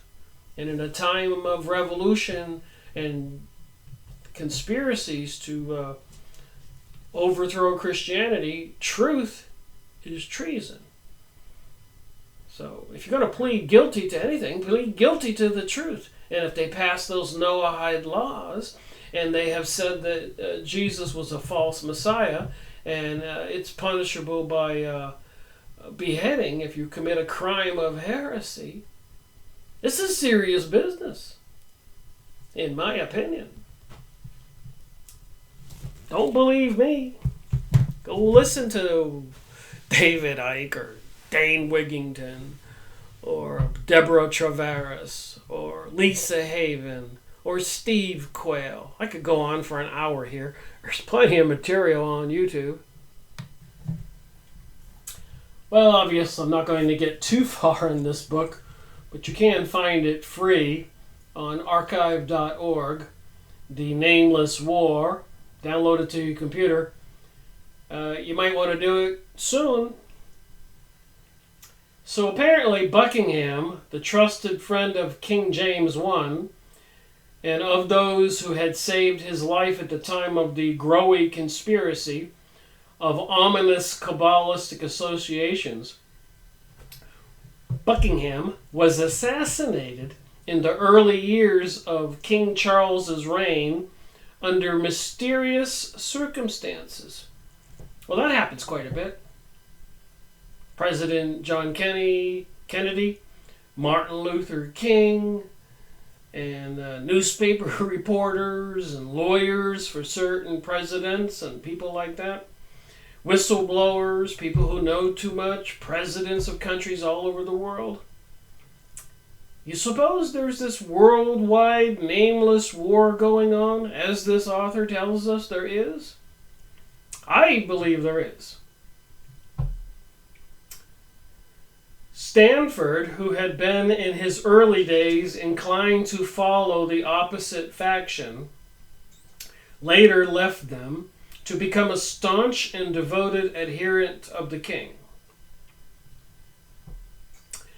This opposition faction became steadily more hostile to Charles, and by the time that they were led by Pym, P-Y-M, and decided to impeach Stratford, the king, writes Disraeli, regarded this faction as his enemies. And he states that the head of this faction was the Earl of Bedford from Walsh, an eminent Catholic historian, the eminent Catholic historian, that would be Disraeli, states that a Jew wine merchant named Russell was the founder of this family in Tudor times. So the Earl of Bedford, who was the head of the faction, trying to have the king assassinated or beheaded, was from a family of a Jew wine merchant named Russell, was the founder of this family in Tudor times. With the impeachment and execution of Stratford, the powers behind the rising Calvinist, or Conist, the Jewish people, elite, conspiracy began to reveal themselves, and their focus, the city of London.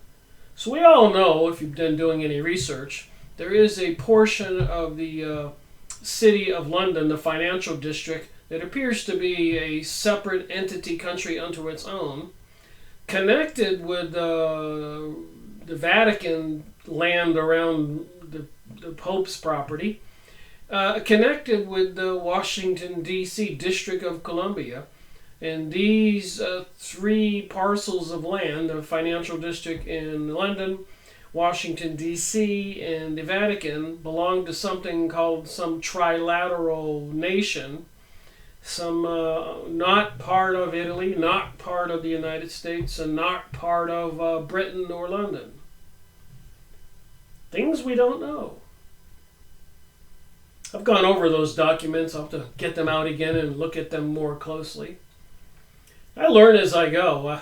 When I was making my videos a few years ago, I didn't know hardly as much as I know now. But then again, when I started in September 2013, I'd been reading books and researching for almost 10 years.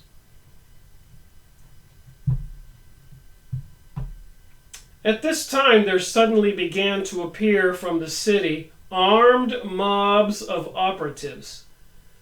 Armed mobs of operatives. So this is what these conspirators, revolutionary instigators do. Bet on that.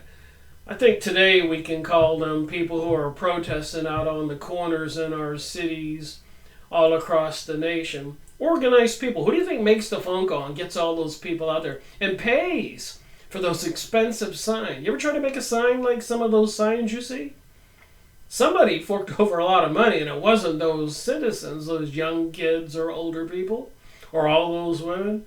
Somebody distributed all that stuff and organized it, even with Facebook sites calling everybody to arms. We're going to have another women's march, a white supremacist march, a Black Lives Matter march, a gay pride parade march. So they're dividing us like they have divided these people back then with city armed mobs. The medieval equivalent for workers, no doubt. Let me quote Disraeli, this eminent writer back then. They were said to amount to 10,000 with warlike weapons. Look about the Middle East. All those mercenaries and all those people that are armed. The ISIS, the Al-Qaedas, created by the CIA. But they don't tell the U.S. citizens the truth.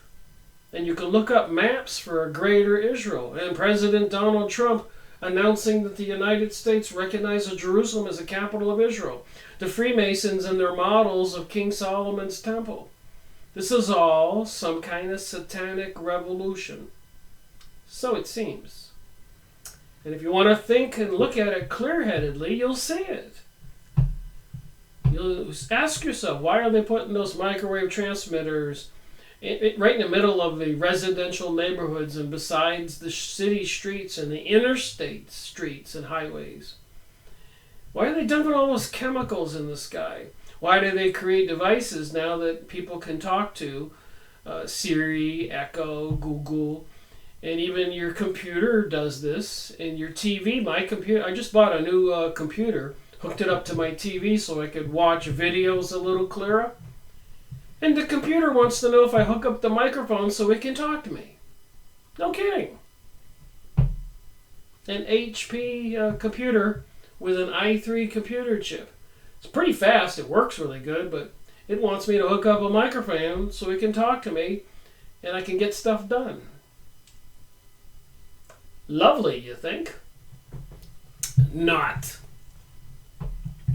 Even the camera on my laptop or whatever else, you put a little piece of tape over that thing. Or your cell phone, put a little piece of tape over it. So the camera, the microphone can hear you, so be careful if you're planning anything that you don't want people to know about. Maybe if you're planning a huge wedding or something, the computer will go inform everybody for you. You can test these things. Talk about going to a particular city and finding a motel room or buying a car or a house, and start seeing the advertisements that pop up on your computer screens. Or even in your mailbox. They got us. But again, like I said, fear's not an option. We are spiritual beings. When we leave this planet, we can laugh about what they did and the situations we were in. Or we can join the evil forces and wind up down there with the god of the underworld, Osiris and Horus. Apparently, I want to keep it simple. It was a militia for insurgency at all seasons and might be depended upon for any work of destruction at the cheapest rate. So they had all these mobs, workers and lower income people, ready to go battle the people that they were saying were the haters and the enemies, the Christians. As these sallied forth with daggers and bludgeons, so they're running around these armed mobs brought in by the Calvinists, which were the anti-Christians wanting to assassinate the king, had the citizens with daggers and bludgeons. The inference is obvious that this train of explosion must have been long laid. So it took a lot of planning to get them at this point. And as I've shown here, it took them 200 years to create the Trojan horse program, going underground, pretending to be Christians and becoming priests and teachers and doctors. These sinister people. Of course, now during presidential elections, they had something called Pizzagate. And these people appear to be into child porn, child sacrifice, child sex, and so much more. Apparently, even President Donald Bush, I guess it could be called that, Donald Trump passed a budget for some ungodly amount of money for the military budget, $270 billion or something. Does anybody believe this situation is going to end well?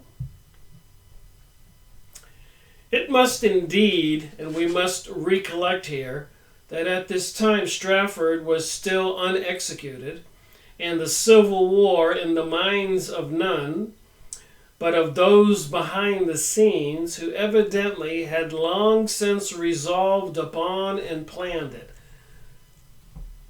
Think about this. This guy wrote this book in 1952, a captain in World War I, working for the government, the military headquarters, around and working in prison during World War II because he knew who was really behind it. The Nameless War.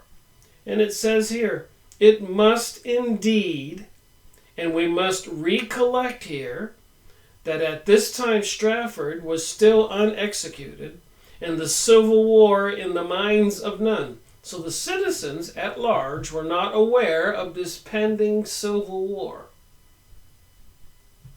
These people with these daggers and bludgeons running through the street. Can you see what they're planning for us today? So it seems. It's not me. Look at the video with David Icke or Dane Wigington or Deborah Travers and so many others. Steve Quayle, Dave Hodges. It's endless. Lisa Haven, Richie from Boston, and so many more. And look at this. This is series 243 in my book reviews. 603rd video posted. 800 or 900 hours. 14 years worth of research on my part. And I'm saying I believe these pages. Civil War was not in the minds of anyone, but of those behind the scenes who evidently had long since resolved upon and planned it. That's why they're installing all these beast computer systems, facial recognition systems, metadata on all of us, watching us with our cameras, on our computers, on our TVs, on our cell phones, monitoring us in our cars, and so much more. I made a note here. They are working today, global world order, and I wrote here, are we ready? And I do suspect if people were knowledgeable about all this, when they do pull the trigger, at least we don't have to be insane idiots running out there with the masses of the crazed people who are probably being microwaved and fed all kinds of drugs and chemicals. That's what they do. And this book is 150 pages, and I'm only up to page 9 here. There's a lot of material in here on the French Revolution, the Russian Revolution, and more. There's no reason not to go on your computer to archive.com and put in the Nameless War and get your free copy of this book. Published in 1952 by a seemingly highly respected man. Back to the book. These armed mobs of workers intimidated all and sundry, including both House of Parliament and the palace at critical moments, exactly on the model employed by the sacred bands and the Marseillians in the French Revolution. So they've used this technique quite a bit. Isaac Disraeli draws again and again startling parallels between this and the French Revolution, notably in the passages on the press, no longer under restraint, and we all know who controls our press right now. They call it fake news. Everybody talks about it.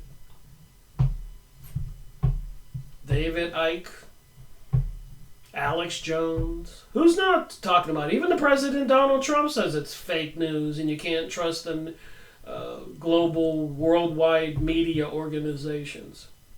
And they want to call the people who do alternate videos or book reviews or whatever, trying to point out the truth and warn mankind about this pending world collapse, martial law, revolution, World War III. They want to demonize and call we people the haters, when we want to love everybody as Jesus taught all over the world. I don't want to see anybody murdered and robbed and treated like animals. Not the people in the Middle East, not the people in Russia, not the people in China, not the people in Israel, not the people in Africa, South America, Argentina, Venezuela, Canada, America, anywhere. Do you, who are watching my video? I think it's a time to stand up and make your point of view known to people. Or are you buying the New Age philosophy, transgender, pansexual, 911, kill all the Arabs, nationalism banned and globalism promoted, and decadence and murder and just debauchery on TV in our lives, and family values destroyed, and propaganda, sustainability, climate change, currency crashing, new currency, turn in your money within 30 days to get the new dollar bills, which will be microchipped. Nobody will be able to do anything without being observed and recorded. Notably, in his passages on the press, Isaac Disraeli here, the notable author, no longer under the restraint and the deluge of revolutionary pamphlets and leaflets. And I tell you, I want to point this out one more time. I pointed it out the other day. But I get these local newspapers where you live. You're in the newsstands, and when you walk down the sidewalk or in the grocery store, and they talk about the ravages of Hurricane Florence. And it says right here, clearly the effects of changing climate are staring us in the face and wreaking havoc in our state. This was October 2018. So even in those colorful little magazines and stuff you see everywhere, you're going to find all this propaganda, social conditioning about the demonization of we people causing weather issues.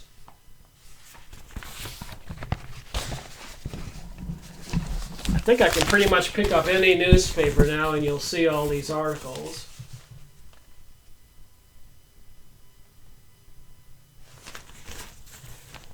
Appalachian states respond to climate change warnings, and even the newscasters on TV will have even said the words. You can go and watch your local news and pay attention. And they'll say that the climate's going to change and get more erratic and more destructive if we don't lower the human-caused CO2 levels. And they'll cite all these examples. And they've been promoting this stuff, so this parallels and similarity to what happened back then and during other revolutions and wars, World War I, World War II. And I'll be pointing this information out. I've got a lot more books recently with these topics. I don't know how my direction changed on the different topics I look into, but at this point, I have plenty of books about World War I, World War II, and we know 911 and all this other propaganda, social conditioning, threats of economic destruction, terrorism destruction, climate change destruction. They're not leaving any stone unturned, and they have the technologies to actually bring these events about. If you watch David Icke or Dane Wigington or Deborah Travers or one of any of the other thousands and thousands, maybe millions of videos on YouTube right now, and websites and magazines and books and newspapers, if you only pay attention. It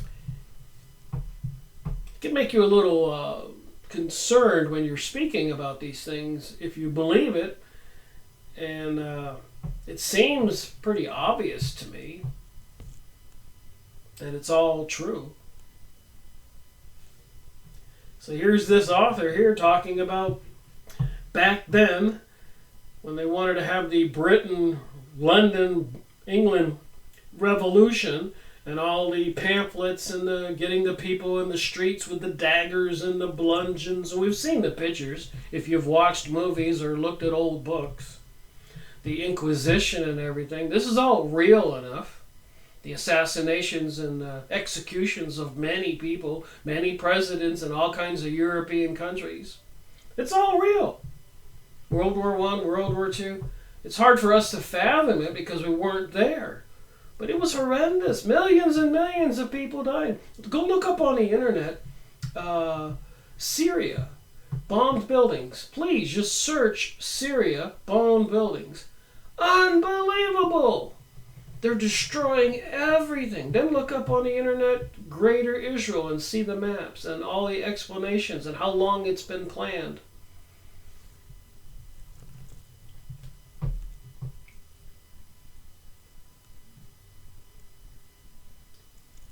All right. Says here, a deluge of revolutionary pamphlets and leaflets. And I got newspapers, I don't care where I go right now, and watching the nightly news and all the explanations that so many people are in denial about climate change. And then, of course, all the surveillance systems, beast computer monitoring us, weaponized technologies installed, dumping chemicals in the sky with barium, strontium, and aluminum, which apparently is highly flammable. And so they can set things on fire with the smart meters and the microwave transmitters. So it says in this book from 1640 to 1660, this Disraeli, this notable author, writes, about 30,000 appear to have been started up. And later, the collection of French revolutionary pamphlets now stands by the side of the French tracts of the age of Charles I, as abundant in number and as fierce in passion. So these people who stir up the revolutionary hatred, abundant in number and fierce in action, passion. He goes on, whose hand behind the curtain played the strings? Again, do you believe the Bible? Look up Revelation 2.9, 3.9. Look at all those satanic symbols we see everywhere. Statue of the devil holding a couple children in his arms. The people dressed up like ghouls in the street in Detroit. Demons at the tunnel opening in Switzerland. And on, the statue of Kali, the black goddess of destruction, projected onto the Empire State Building. The archway of Baal in London and New York, the archway to the devil. It was an uproar all across the country. Later on, I looked it up, and UNESCO, United Nations Education and Science Department, was putting up 1,000 archways all over the world to the devil. Do you suppose they could open up portals with all this social conditioning and mind control? Portals at CERN, where apparently they're seeing this other world. Are we in a dimension? Are there other dimensions? As per the Sephirot, the family tree, a part of the Kabbalistic Jewish religion, are they opening up portals to these other worlds? What portal or what world do we want to be connected to? I'm choosing God and Christianity and Jesus myself. But they don't want you to believe it. They want you to believe it's all made up. See those angels on the top there? The baby in the manger. Found that shopping at the store the other day. That was for sale. Alright, okay. So whose hand behind the curtain played the strings? Could post up a current list of 59 commoners, branding them with the odious title of Straffordanians and betrayers of their country. So who's betraying the USA right now? What about Europe and the European Union? All a conspiracy to get all those countries to give up their sovereignty and be controlled by unelected officials. Pierre Manat was one of the leaders behind the conspiracy to create the EU. And if you put his name in a numerology calculator, it's 666. Kissinger, accused of world genocide crimes, his name in a numerology calculator is 666. Monsanto, genetically modified foods. Monsanto in a numerology calculator is 666. You can go online, type in numerology calculator. Computer is 666 in a numerology calculator. Did you know that? Look up words that are 666, and it isn't a coincidence that the ones that equal 666 are obviously potentially concerningly evil words. Verichip. Eric Schmidt, CEO for Google, 666. Newt Gingrich, he did some things that I thought was 666. I couldn't figure it out. Finally, I went on Wikipedia. His real name is Newt McPherson. McPherson is 666. On and on and on and on. They use all these symbols, and even Simpson kids cartoons and TVs and movies and obelisk in our city squares, the pointy stone thing, statue to Osiris, who's the god of the underworld. And his son, Horus, the all-seeing eye on the back of the dollar bill. These people have a religion. They don't mind riling people up, instigating, agitating, and getting people fevered up with hatred, running through the streets, murdering and destroying, raping and pillaging. But if you don't know about this, you might be inclined to join them if they can make you hate something or another. Don't hate anybody. Don't hate Jewish people. Don't hate people into pansexualism or into people who want to say bad things about Christians. Don't hate them. Don't hate anybody. Pray for them. Talk to God. That's probably the most powerful thing we can do. And I didn't start this program of research in 2005 to be any kind of religious preacher. I wanted to find out why people were losing their homes all over the world. It couldn't just be a coincidence. And I was a guy who owned my own business. I have an electronic technology degree at college, worked at a major aerospace company for 10 years. It was common sense. I said, stupid people can't be ruling everything everywhere. And I found out I was right. It's not stupid people. It's people put into the system to destroy everything. When they crashed the stock market or all this bubbled or that depression, they're reaping in millions, trillions. 2008. Savings and loan debacle, all those commercial loans. High-tech bubble. So many people get hyped up and invest their money. Then they crash the system and everybody loses everything. The overpriced housing market right now. The stock market bouncing towards the bottom. Just makes you wonder when they'll pull the trigger, use the big cannon and bring out worldwide martial law, EMPs, take away our electric, water, food supplies. Alright, I'll read one more paragraph. You can find this book, The Nameless War by Captain Ramsay, free online, archive.org. No excuses, people. I don't know how long these things will still be available for free, a couple of minutes of your time. Read it, highlight it like I do. Share it with your friends. Alright, whose hand indeed? But Disraeli, who knew so much, now discreetly draws a veil over that iron curtain. And it is left to us to complete the revelation.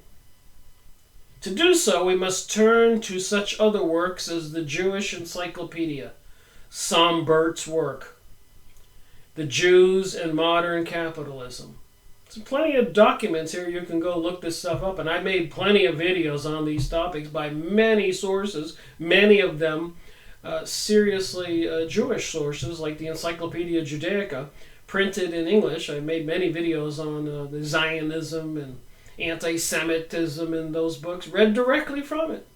I think I'm fair and balanced, personally.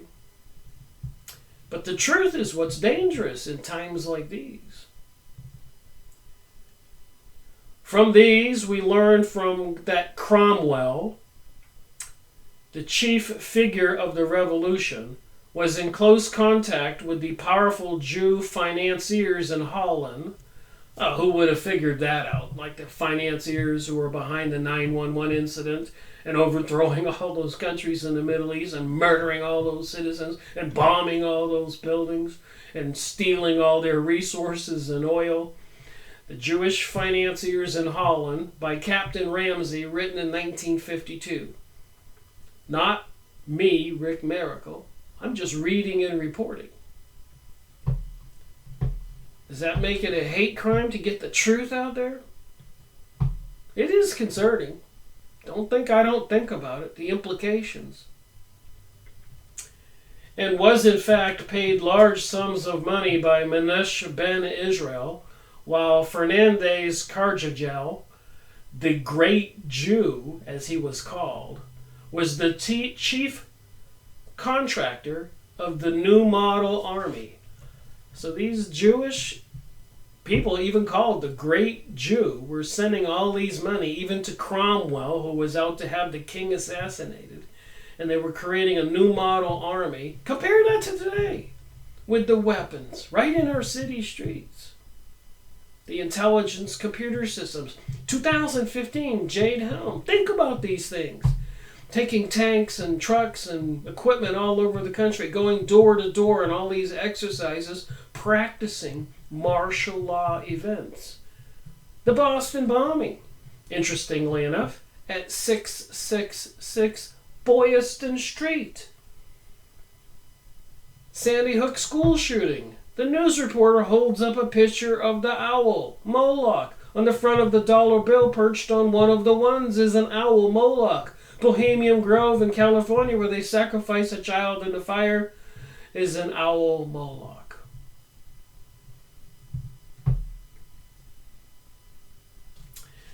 All right, in the Jews in England, I guess it's a magazine, The Jews in England, we read, 1643 brought a large contingent of Jews to England. Their rallying point was the house of the Portuguese ambassador de Souza, a Marrano, remember in Spain where they were forced to leave Spain or convert? They converted so they could stay, but they were crypto-Jews and they weren't really accepting the Christian religion. They were called Marranos. I made a book review on that. I have to find it to give you the number.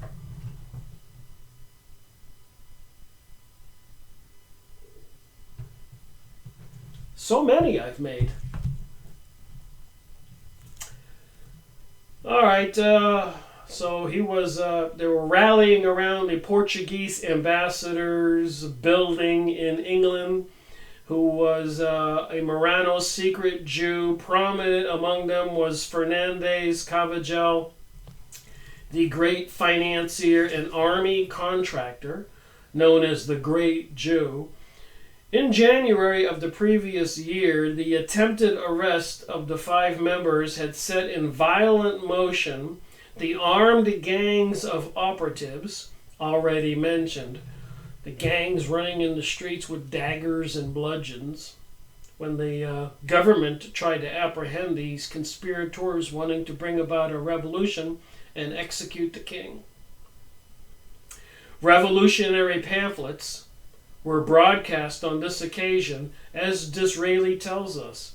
And I'm reminded of during World War I, when Germany was winning World War I, and some elitist Jewish people got with the leaders of Britain and said, hey, you don't have to lose this war or surrender. We can supply you with the money, we can get America into the war, and we can get the Jews all over the world to support you, and you'll win the war. But we want Palestine to create the state of Israel. They were dropping pamphlets from the sky by planes all over Germany, telling the Jews this story. Support Britain, and we're going to get your homeland. Rebuild the kingdom of Judea per the biblical prophecy. Apparently, they need some antichrist type of god or deity. It's an ominous prophecy what's supposed to happen. So they're dropping pamphlets back then when they're getting ready to assassinate the king in England. So they did this in England. They did this in France. They did this in Russia. They did this in Germany. They did this in Spain. Countries all over the world. It says it in this book. They were behind the Civil War in the United States. Divide and conquer.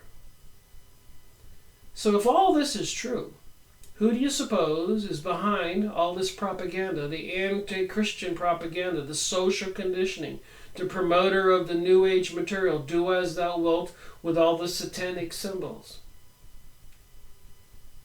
I know, it's rhetorical. I guess we need to talk to God a little louder and say, hey, we need to fix this. Bearing the ominous insurrectionary cry of "To your tents, O Israel." Shortly after this, the king and the royal family left the palace of Whitehall. The 5 members, with armed mobs and banners accompanying them, were given the triumphant return to Westminster. The stage was now set for the advent of Carvajal and his Jews, and the rise of their creature, Cromwell. Oh my, what a story. Guess I'll have to make another video on this book. I shall keep reading it. You can get it for free. Thank you for watching my video. Rick Marrico reporting.